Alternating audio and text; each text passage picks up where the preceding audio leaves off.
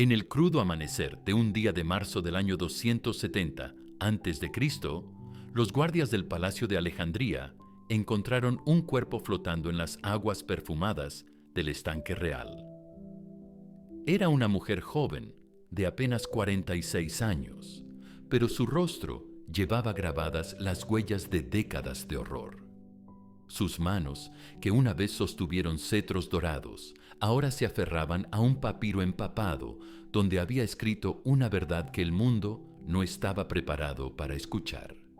Dicen que el cuerpo no miente, y el de Arsínoe II contaba una historia que ninguna corona podía ocultar, la de una princesa que fue convertida en esposa por su propio padre, violada desde los 12 años en nombre de la pureza dinástica, y finalmente asesinada por atreverse a alzar la voz contra el sistema que la devoró desde la infancia. No era una reina, era una víctima. Ya no era hija, ya no era hermana, solo un cuerpo usado por el poder hasta quebrarse. Los cortesanos que la encontraron murmuraron que había sido un accidente, que la gran Arsínoe Filadelfo había resbalado mientras contemplaba las estrellas. Pero las marcas en su cuello contaban otra historia, y en el palacio más poderoso del mundo mediterráneo, donde se adoraba a los dioses y se escribía la historia, una mujer había sido silenciada para siempre por decir la verdad sobre lo que realmente ocurría detrás de los muros dorados de la dinastía tolemaica. Para entender cómo llegó hasta ahí, hay que volver a una época donde el incesto no era crimen, sino política, donde las niñas nacían para ser moneda de cambio y donde la familia más poderosa de Egipto construyó su reino sobre los cuerpos rotos de sus propias hijas. Arsínoe II nació el 316 a.C. en el resplandeciente Palacio de Alejandría, cuando el mundo aún temblaba bajo el eco de las conquistas de Alejandro Magno. Era hija de Ptolomeo I Sóter, uno de los generales más brillantes del conquistador macedonio, que había reclamado Egipto como su reino tras la muerte de su señor. En aquella corte donde se mezclaban las tradiciones faraónicas con la cultura griega, donde los dioses egipcios compartían templos con las deidades helénicas, una niña creció creyendo que era una princesa de cuento.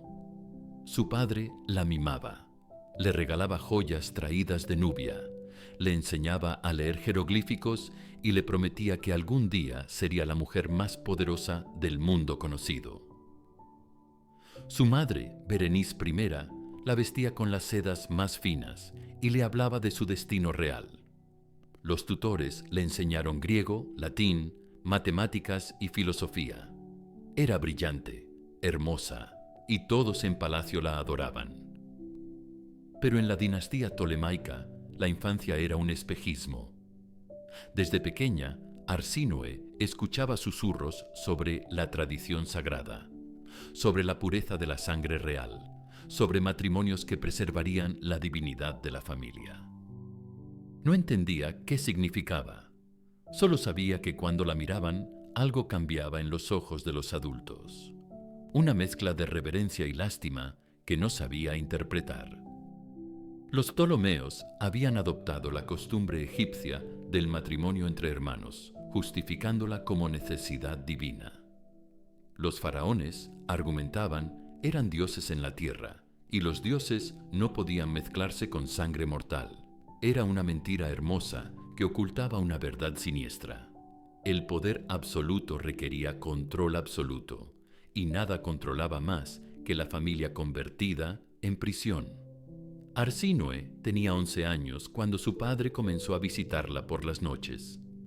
Al principio eran conversaciones, después caricias que la incomodaban, finalmente tocamientos que no entendía, pero que la llenaban de una vergüenza inexplicable. «Es nuestra tradición», le susurraba Ptolomeo I mientras sus manos exploraban el cuerpo infantil de su hija. «Las princesas deben aprender sus deberes». Cuando ella lloraba, él le recordaba que era una diosa, que los dioses no lloraban como los mortales. A los 12 años, la preparación se volvió violación. En una habitación silenciosa del palacio, entre columnas de mármol y tapices dorados, un padre destruyó la inocencia de su hija en nombre de la política dinástica. Arsínoe gritó la primera vez. La segunda ya no tuvo fuerzas. Para la décima, había aprendido que gritar solo empeoraba las cosas. Su cuerpo no le pertenecía. Nunca le había pertenecido. Era propiedad del Estado, instrumento de la dinastía, recipiente de los deseos paternos. Y mientras Alejandría celebraba la sabiduría de su rey, una niña se desangraba en silencio en los aposentos reales. El 298 a.C., cuando Arsínoe cumplió 18 años, se celebró una boda que horrorizó incluso a los estándares de la época. Los Ptolomeos habían decidido oficializar lo que venía ocurriendo en secreto durante años. Arsínoe se casaría con su propio padre y se convertiría en reina de Egipto. La ceremonia fue grandiosa, llena de incienso y oro, con sacerdotes que bendecían una unión que cualquier sociedad civilizada habría considerado abominable. Pero en el Egipto ptolemaico, la civilización tenía un precio, y ese precio lo pagaban las mujeres. Los cortesanos aplaudían mientras Arsínoe, vestida de blanco y oro, se convertía oficialmente en esposa del hombre que la violaba desde la infancia. Los papiros oficiales la describían como la reina que ama a su señor. Pero sus ojos, que habían visto grabados en mármol para la posteridad, contaban una historia diferente. Eran los ojos de una mujer rota. Durante 5 años, Arsínoe reinó junto a su padre esposo. En público, era la perfecta reina helenística, sabia, hermosa, devota a los dioses. Asistía a ceremonias religiosas, recibía embajadores extranjeros, supervisaba la construcción de templos. Pero en privado, cada noche era una nueva violación, cada día una nueva humillación. Su útero se convirtió en campo de batalla político. Debía dar herederos que consolidaran la dinastía, pero cada embarazo terminaba en aborto o muerte infantil. Su cuerpo, desgastado por años de abuso, se negaba a crear vida. Los médicos de la corte susurraban que estaba maldita, que los dioses castigaban algún pecado secreto. Arsínoe sabía la verdad. No había maldición, solo trauma. Su mente había aprendido a separarse de su cuerpo durante las violaciones, pero su útero no podía separarse del horror que lo habitaba. Sin madre, sin hermanas mayores en quien confiar, sin voz propia, vivía en un aislamiento total. Berenice I, su madre, conocía la situación y la toleraba. En una ocasión, cuando Arsínoe le suplicó ayuda con lágrimas en los ojos, su madre simplemente respondió: «Es tu deber como princesa». La complicidad materna fue quizás el golpe más cruel. Incluso las mujeres de la familia habían normalizado el horror.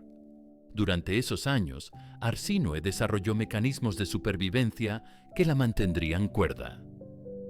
Se sumergía en los estudios, memorizaba cada texto filosófico de la gran biblioteca de Alejandría. Aprendía lenguas africanas de los comerciantes nubios. El conocimiento se volvió su refugio, el único espacio donde su mente podía escapar de la prisión de su cuerpo. Pero el conocimiento también fue peligroso. Mientras más aprendía sobre otras culturas, más entendía que lo que le ocurría no era normal, no era divino, no era tradición, era abuso. Y esa comprensión encendió en ella una llama que años después la llevaría a la muerte. En el 283 a.C., Ptolomeo I murió en su lecho, rodeado de incienso y lamentos rituales. Para el pueblo egipcio había muerto un gran rey. Para Arsínoe había muerto su verdugo. Por primera vez en años, respiró sin miedo. Esa noche durmió profundamente, sin pesadillas, sin esperar la llegada de pasos conocidos en el corredor. Pero la libertad duró apenas semanas. Según la tradición ptolemaica, las reinas viudas debían casarse con el nuevo rey. Y el nuevo rey era Ptolomeo II Filadelfo, su hermano menor, el mismo que había presenciado años del abuso paterno sin decir palabra. El mismo que había aprendido que las mujeres de la familia eran objetos de uso dinástico. Cuando le comunicaron la decisión, Arsínoe, por primera vez en su vida adulta, se rebeló. Gritó, lloró, amenazó con huir de Egipto. «No puedo más», le confesó a una esclava de confianza. «Mi cuerpo no resistirá otro hombre». Pero resistir significaba traición al Estado y la traición se castigaba con muerte. Ptolomeo II no era tan brutal como su padre, pero era igualmente posesivo.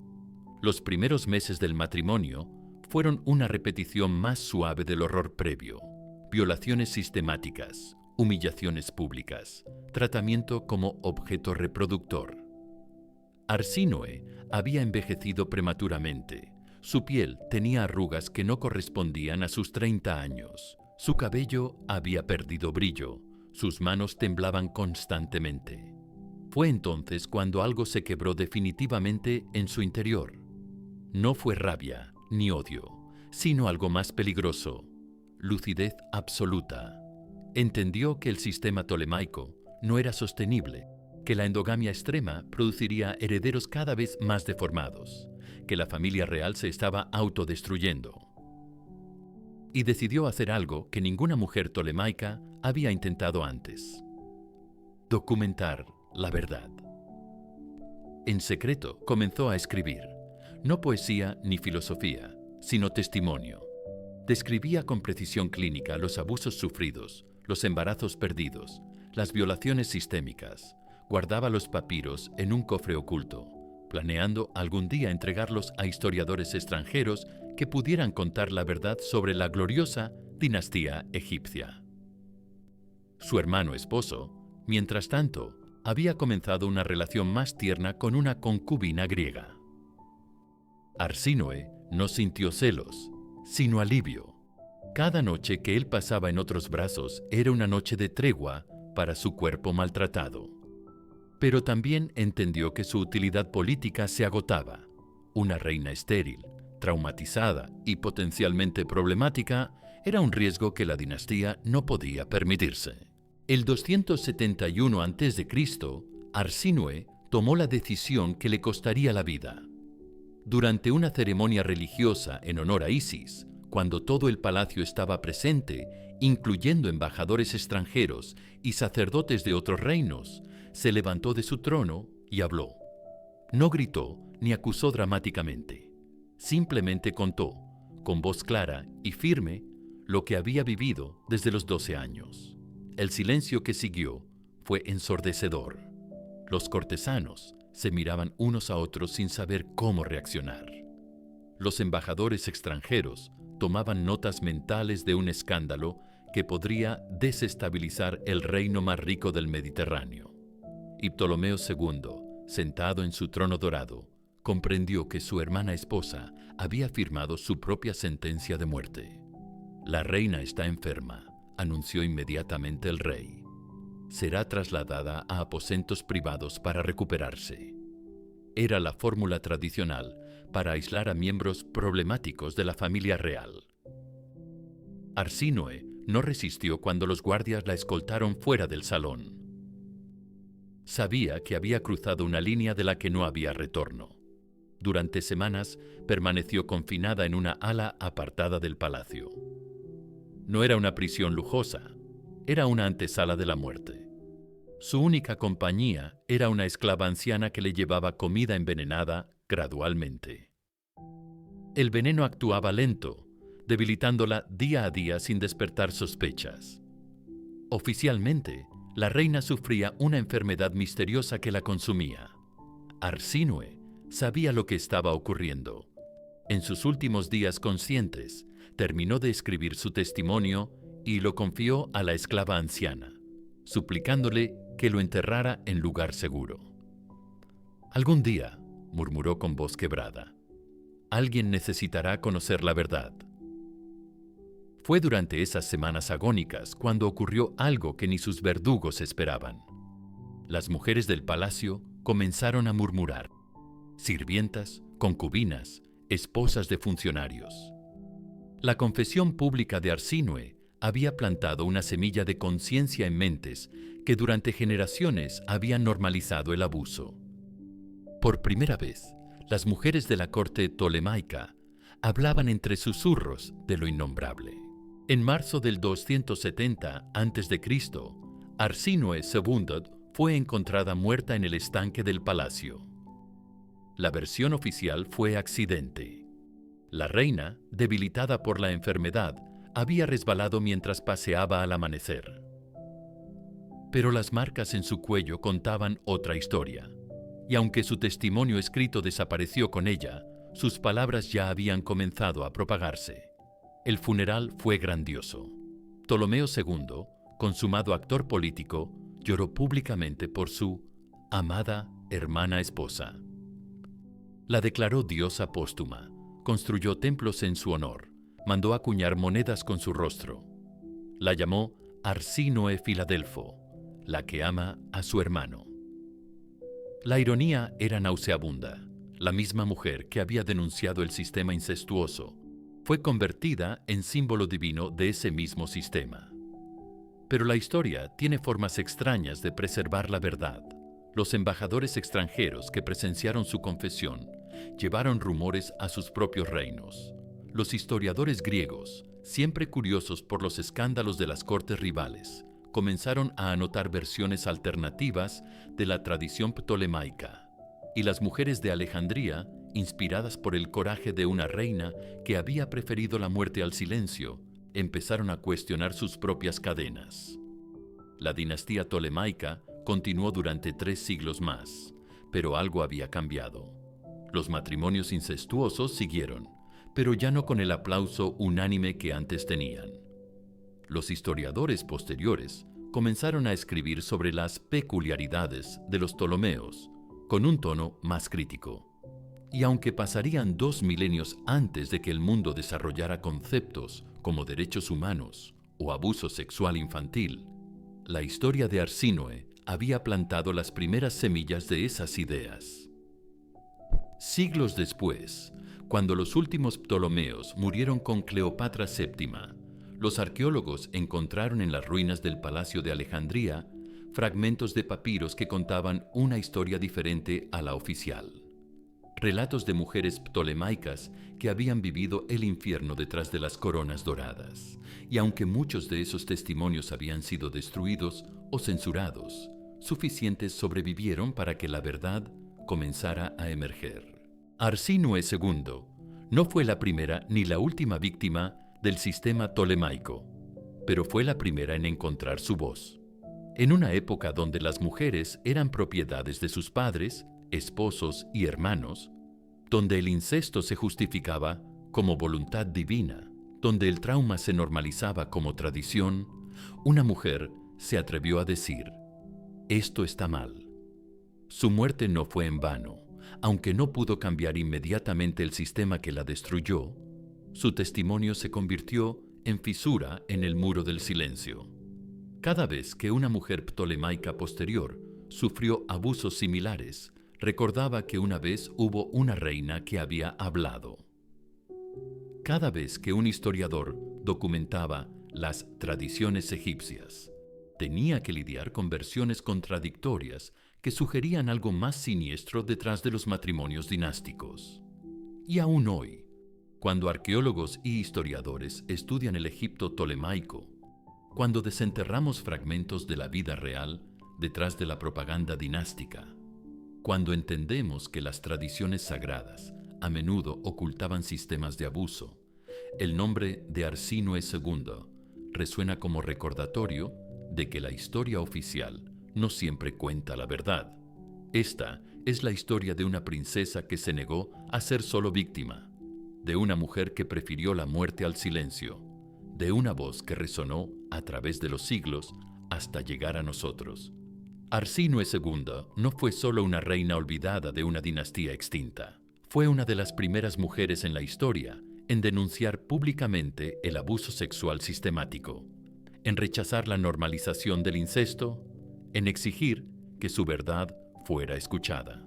Su cuerpo fue silenciado, pero su mensaje atravesó el tiempo, porque hay verdades que ningún poder puede matar del todo, Y la verdad de Arsínoe II sigue viva cada vez que una mujer encuentra el coraje de decir: mi cuerpo me pertenece, mi voz importa, y no permitiré que mi silencio perpetúe el horror.